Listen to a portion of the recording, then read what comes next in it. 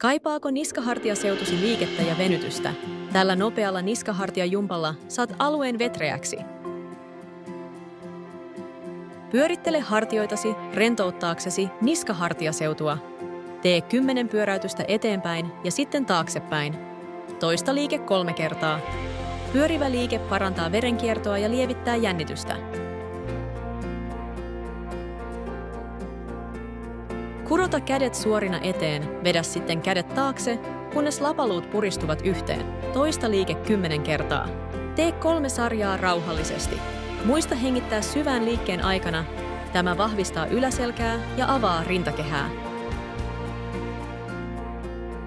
Seiso tai istu suorassa ja vie toinen käsi taakse yläviistoon. Seuraa liikettä katseellasi ja avaa rintakehä. Toista 10 kertaa molemmille puolille. Tämä liike parantaa selkärangan liikkuvuutta ja helpottaa hartiajännitystä. Ojenna niska ja vedä leuka kevyesti sisään.